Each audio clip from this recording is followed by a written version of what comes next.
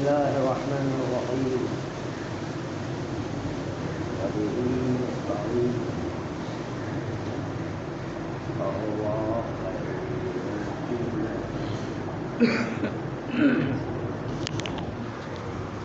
علاوہ بر اس کے کہ آغا خمینی علیہ الرحمٰن نے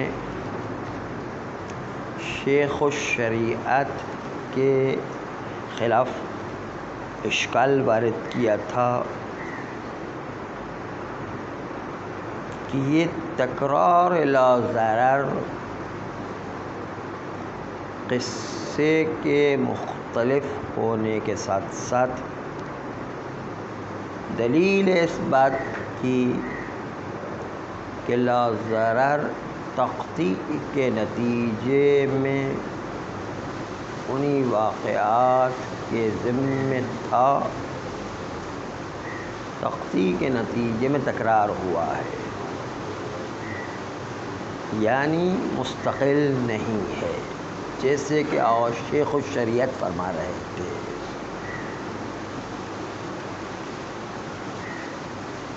اس کے علاوہ ایک اور نقطہ بھی فرماتے ہیں کہ منع ماء میں نقطہ خاص موجود ہے کہ جس کی طرف ہم نے اشارہ نہیں کیا تھا۔ وہ نقطہ یہ کہ رسول اکرم صلی اللہ علیہ وسلم لا یمنع فضل ماء، پیغمبر نے اضافی پانی کا کنواں کھودنے سے منع نہیں کیا۔ آیا یہ نہی تحریمی ہے، یعنی منع کرنا پانی سے حرام ہو، نہی کی تحریمی کہ آپ زیادہ کنویں نہیں کھود سکتے ہیں، حرام ہو؟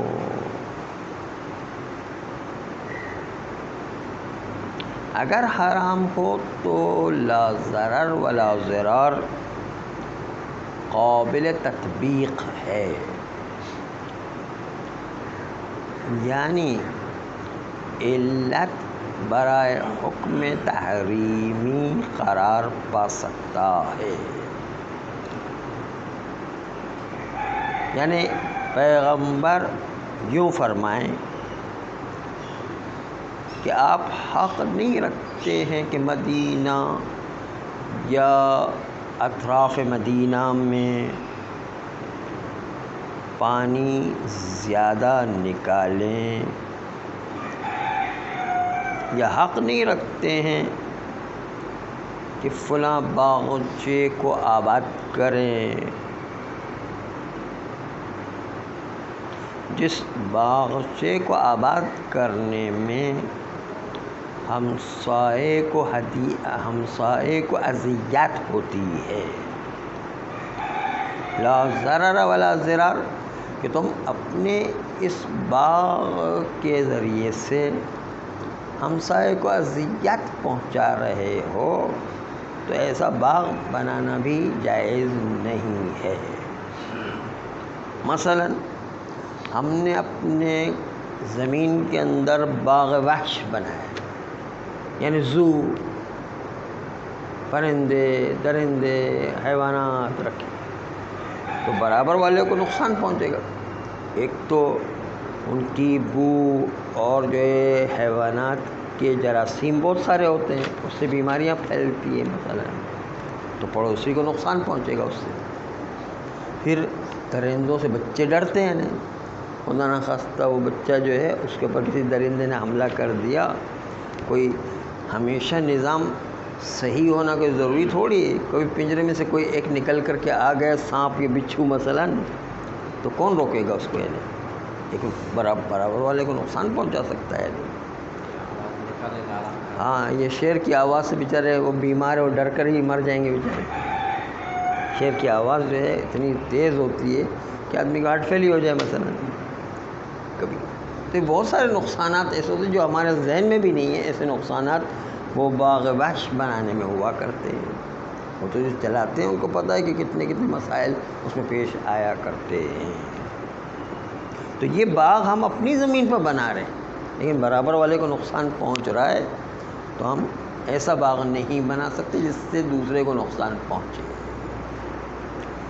یا جیسے ہم اپنے عام روزمرہ زندگی کی مثال دیں کہ اگر ہم کوئی ایسا کام کرتے ہیں جس سے دوسروں کا راستہ رک جاتا ہے.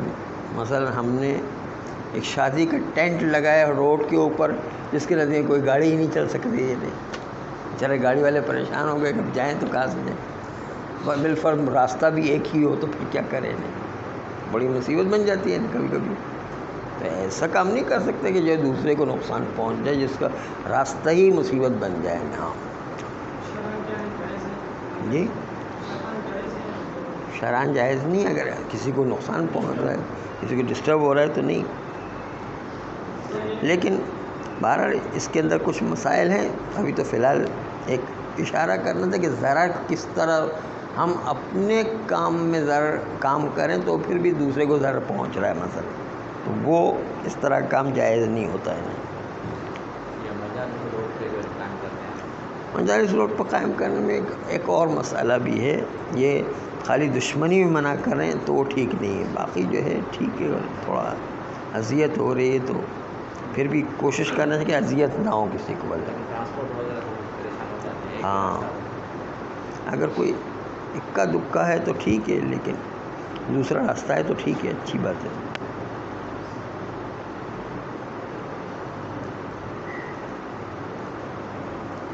تو نقطہ یہ ہے کہ آیا یہ نہیں موجود ہے, یہ نہی تحریمی ہے کہ حرام ہے, منع حرام ہے کہ کوئی اپنا باغچہ بنائیں, اپنا جو ہے کوئی ایسا کام کرے جس سے پڑوسی کو اذیت ہو. جیسے احیاء اموات میں مسئلہ اضافی پانی نکالنے کا ہے. تو کیا اضافی پانی نکالنا کنواں کھودنا جائز ہے یا جائز نہیں ہے؟ اگر یہ فرض کریں کہ نہیں یہ تحریمی ہو تو علت قرار دے سکتے ہیں کہ آپ جو ہے اپنا باغچہ نہ کھودیں کیونکہ لا ضرر ولا ضرار. علت اس بات کی کہ کیوں منع کیا گیا, اس لیے کہ دوسرے کو ضرر پہنچ رہا ہے, حرام ہے. لیکن اگر بالفرض یہ نہیں یہ تنزیہی ہو, تنزیہ کا مطلب ہے انسان کو بہتر اور پاکیزہ راستہ دکھانا. اس میں حرام کا پہلو بھی نہیں, حرام تکلیفی بھی نہیں ہے اور حرام وضعی بھی نہیں ہے, کچھ بھی نہیں ہے. حرام تحریمی بھی نہیں ہے جو حرام تکلیفی ہے, حرام وضعی بھی نہیں ہے, یعنی معاملہ بھی باطل نہیں ہوگا. کہ اگر معاملہ ایسا کرتا ہے تو معاملہ باطل نہیں ہے.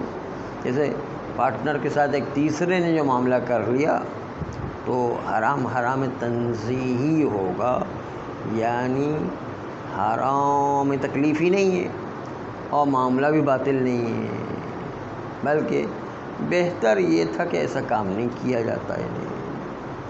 خالی نفوس کو پاکیزہ رکھنے کا مطلب تھا.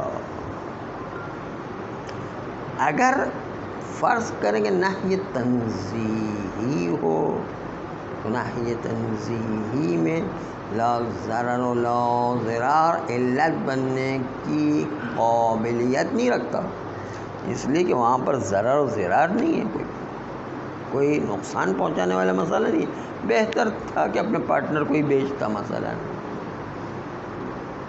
تو یہ بہتر تھا. لیکن تنزیہی ہے, نہ حرام تکلیفی نہ حرام وضعی کی جس سے معاملہ بھی باطل ہو جائے, کچھ بھی نہیں ہے.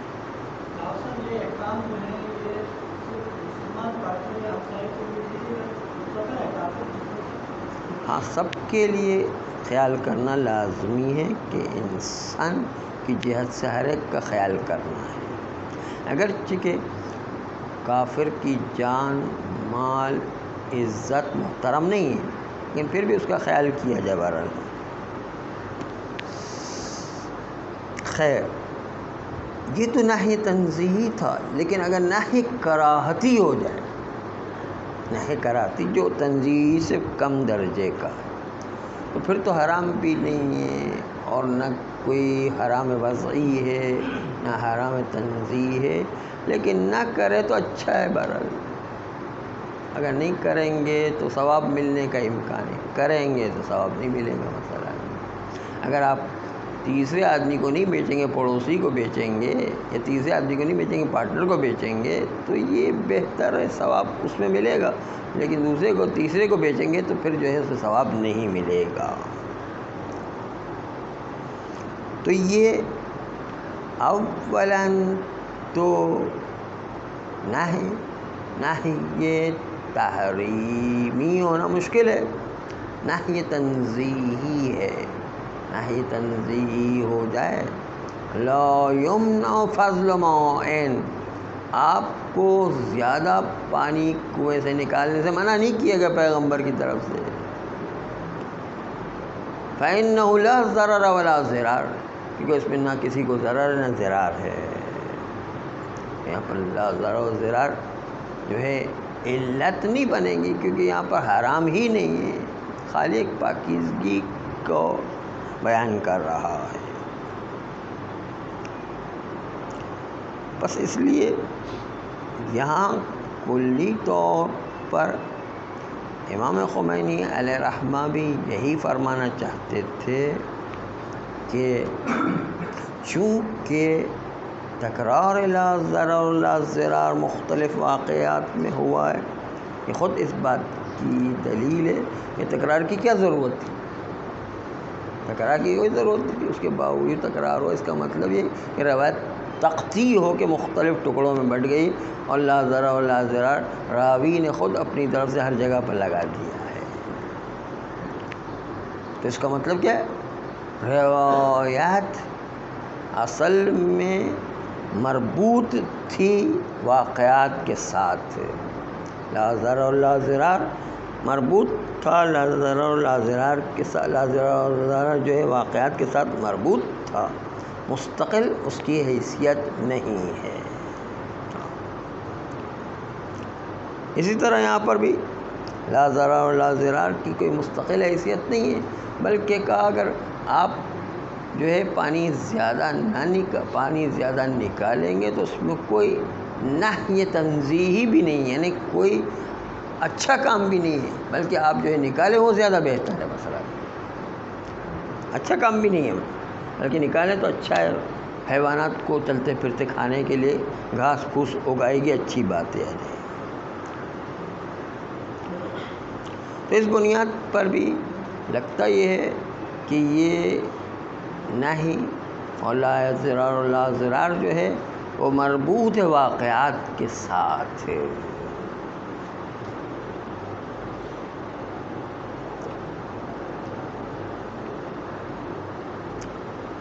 البتہ سمرہ ابن جندب کی روایت میں لا ضرر اور لا ضرار جو آیا ہے وہ اس حیثیت سے ہے کہ اس لا ضرر کا سمرہ کی روایت سے واقعے کے ساتھ بالکل ربط ہے، کیونکہ سمرہ ایک انصاری کو خواہ نقصان پہنچا رہا تھا اور ان کے بیوی بچوں کو پردے کا مسئلہ پیش آ رہا تھا، اس لیے ضرر کے ذمے واقعے کے ذمے لا ضرر لا ضرار ہے تو واقعے سے یقیناً مربوط ہے۔ لیکن باقی جگہ پر ہم نے استدلال کیا کہ نہیں، باقی جگہ پر بھی روایت عبادہ ابن صامت یا عقبہ ابن خالد دونوں روایت میں مستقل نہیں ہے، بلکہ مربوط واقعات کے ساتھ ہے۔ اب آ جائیے اس مسئلے میں کہ آیا فی الاسلام کا لفظ لا ضرر ولا ضرار فی الاسلام،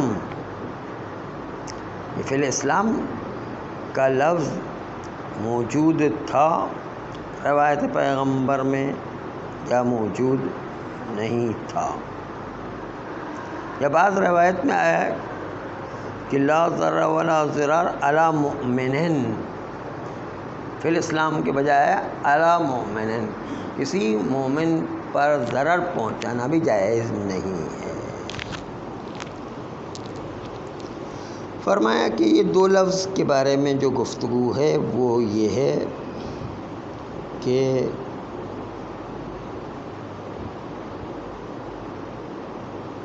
موثقہ زرارہ میں لا ضرر ولا ضرار موجود ہے، اور فی الاسلام یا علی مؤمنین کا کوئی اضافہ نہیں ہے۔ اما دوسری ایک اور روایت زرارہ میں علی مؤمنین کا لفظ آیا ہے، رسول اکرم نے فرمایا لا ضرر ولا ضرار علی مؤمنین۔ یہ روایت بھی روایت اول کی طرح حجت ہے، کیونکہ زرارہ کی روایت ہے۔ اگر ہمارے پاس دو روایات معتبر آ جائے، ایک علی مؤمنین والی اور ایک بغیر علی مؤمنین والی، تو ہم دو معتبر روایتوں میں سے کس روایت کو لیں گے؟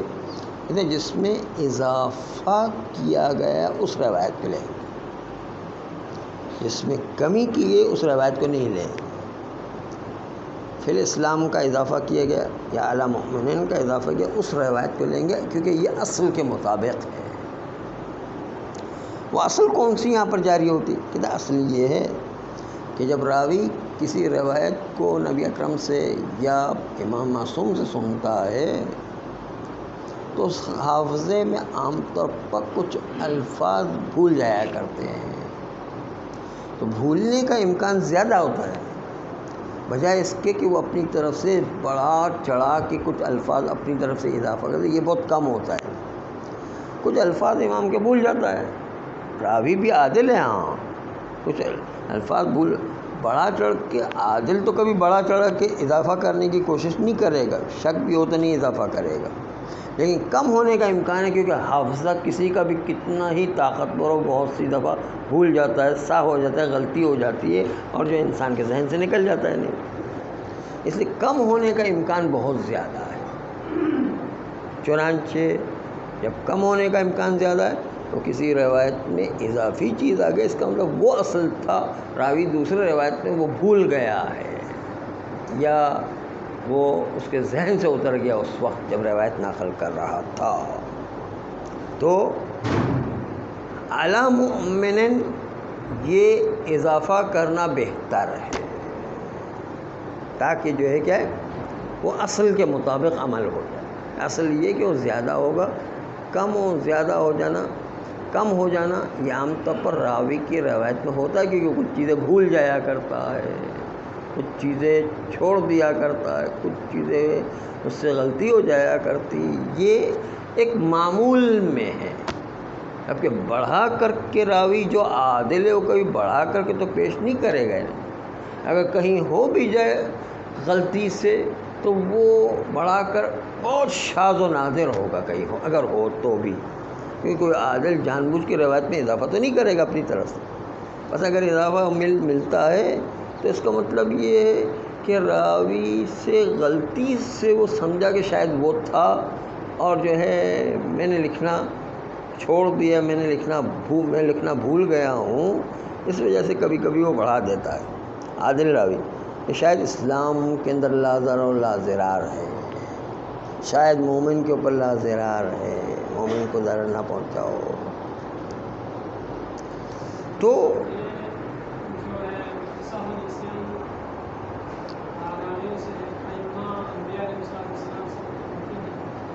ہاں، سہو نسیان ائمہ معصومین سے ممکن نہیں ہے، کیونکہ معصوم اسی وقت معصوم بنے گا جب سہو نہ کرے۔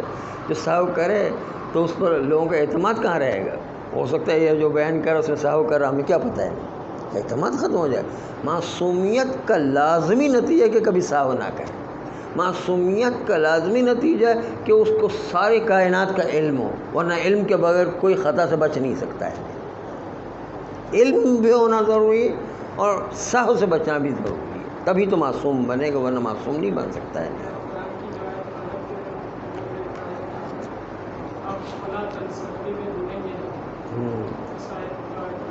وہ تو تفسیر کی بحث پہ جا کے دیکھنا پڑے گا۔ ابھی جو ہے فی الحال جو ہے ہمارا مسلمہ عقیدہ ہے کہ معصوم ہے، تو معصوم کا لازمہ یہ ہے کہ کوئی سہو غلطی نہیں کرے گا، ورنہ لوگوں کا اعتماد سہو غلطی کرنے والے پر باقی نہیں رہتا ہے۔ ہم تھوڑی کہہ رہے ٹکراؤ ہے، اس کو جو تفسیر میں جانے کی، ابھی یہاں پر وہ تفسیر کی کلاس نہیں ہے کہ ہم تفسیر کریں بھی، اس سے کوئی ٹکراؤ نہیں ہے، اس کا کچھ اور مطلب ہے نہیں۔ ہاں، کیونکہ یہ جو تفسیر کرنے والے ہیں وہ بھی تفسیر بہت ساری اپنی مرضی سے کر دیتے ہیں، اس میں حقیقی تفسیر نہیں ہوتی ہے۔ جیسے جو ہے عبس و تولی میں آپ نے دیکھا ہوگا پیغمبر اسلام کے اوپر یہ چپکا دیا ہے، جبکہ فلاں صاحب تھے، ان کی ایک خرابی تھی، اس کو انہوں نے پیغمبر کے حوالے کر دیا ہے۔ عبس و تولی میں آپ جا کے دیکھیں، مفسرین نے تفسیر کی کہ فلاں صاحب کی غلطی جو پیغمبر کی غلطی مانی گئی ہے، حالانکہ پیغمبر کی کوئی غلطی نہیں تھی، وہ فلاں صاحب کی غلطی تھی جو اپنا کپڑا سمیٹ کر کے جو ہے وہ فقیر سے بچ رہے تھے۔ ہاں، عبس کی طرف ہاں رسول کی طرف منسوخ کر دیا کہ وہ کپڑا سمیٹ کر کے جو ہے وہ فقیر سے بچنے کی کوئی، وہ ایک صاحب دوسرے تھے، یعنی وہ پیغمبر نہیں تھے، یعنی لوگوں نے پیغمبر پر نسبت دے دی، غلط نسبت دے دی۔ اس لیے تفسیر میں بھی جا کے دیکھنا کون سی صحیح تفسیر ہے، یعنی ہاں ان کو بچانا ہے، ظاہر ان کو بچانے کی خاطر یہ تمام مسائل ہوتے ہیں۔ بالکل ایسے ہی ہے تفسیر میں، تو کیا کہیں، نعوذ باللہ۔ وہ مولا امیر المومنین السلام کی جو حدیث تفسیر کی کا ابتغاء مرضات اللہ جو والی آیت ہے امام المومنین علیہ السلام کے لیے، من یشری نفسہ ابتغاء مرضات اللہ، جو ہے وہ جو اپنے نفس کو اللہ کی رضا کے لیے بیچ دیا کرتے ہیں، شب ہجرت کا جو واقعہ ہے وہ تفسیر میں ٹھوک دیے ابن ملجم کے لیے کہ ابن ملجم نے یہ کام کیا تھا۔ تو یہ تو تفسیر جا کے دیکھنا ہے کہ کس کے بارے میں ہے نا۔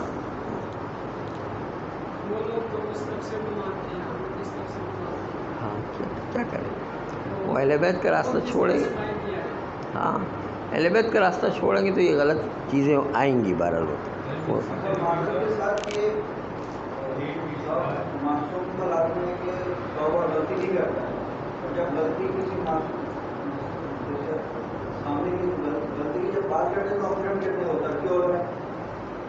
ہاں ترک اولا ایک الگ چیز ہے، غلطی کا مطلب حرام کوئی کام نہیں کرتا، حرام کی بات ہے۔ ترک اولا میں بھی کچھ مصلحت ہوتی، سکھانا ہوتا ہے، مثلا کبھی اس لیے بھی ہوتا ہے۔ کہ ہم اپنوں کو بڑھانے کے لیے نبی کو گھٹائیں تو تم اعتراض کرتے ہو، اور تم ولایت کے لیے رسول کی رسالت کو جو ہے خطرے میں ڈالتے ہو۔ ہم تو کوئی خطرے میں ڈالتے ہیں، تو خالی کہتے ہیں، ہم تو جو ہے ولایت کا سر چشمہ تو خود رسول اللہ ہی ہے اصل میں، ولایت کا سر۔ یہ باقاعدہ تبلیغ ہوتی ہے کہ اگر رسول ولایت کا اعلان نہ کرتے تو جو ہے اللہ رسالت کو جو ہے، ہاں ظاہر ہے کام پورا نہ کرتے تو ایسے تو اللہ کے بارے میں بھی اللہ کے پر لو کان فیہما آلہۃ الا اللہ لفسدتا، اگر اللہ دو ہوتے تو کائنات میں فساد، تو اگر رسول اللہ اعلان، تو اگر میں تو بہت ساری گنجائش ہوتی ہے۔ ہاں اگر پیغمبر نے کہا اگر جو ہے فاطمہ نے بھی اگر چوری کی ہوتی تو میں اس کے بھی ہاتھ کاٹتا، یہ ایک روایت موجود ہے پیغمبر کے اندر، تو یہ اگر کی بات الگ ہوتی ہے۔ خیر تو بات چل رہی تھی کہ زرارہ کی دونوں روایتیں ہوں، ایک میں اضافی مطلب ہو، ایک میں کم مطلب ہو، تو اضافے والے کو لیں گے، کیونکہ اضافہ اصل کے مطابق ہے اور کم جو ہے اصل کے مطابق ہے، اور اضافہ جو ہے اصل کے خلاف ہے۔ البتہ ابن اسیر نے کتاب نہایہ میں اپنی لغت کے اندر اہل سنت کی کتاب اور لغت کے اندر فی الاسلام کا لفظ موجود ہے علی مؤمنین کی بجائے، ہمارے تشیع کی روایت میں علی مؤمنین ہے اور ان کی روایت میں فی الاسلام موجود ہے۔ یہ نقطے کے ساتھ ساتھ بس آخری جملہ یہ عرض کرنا ہے کہ بعض اوقات شیخ صدوق کی مرسلہ روایتیں بھی معتبر ہو جایا کرتی جب شیخ صدوق ڈائریکٹ پیغمبر اسلام سے نقل کریں، اس لیے کہ درمیان میں جتنے بھی راوی ہیں ان کی سند اور شیخ صدوق کے نظر اتنی معتبر ہے کہ روایت کے راویوں کو ذکر کرنے کی ضرورت ہی محسوس نہیں کرتے، اتنا معتبر مانتے ہیں۔ کبھی کبھی مرسلہ ایسی بھی ہوا کرتی ہیں، اس لیے ہو سکتا ہے کہ مرسلہ انہی میں سے لا ضرر ولا ضرار بھی۔ صلی اللہ علیہ وسلم۔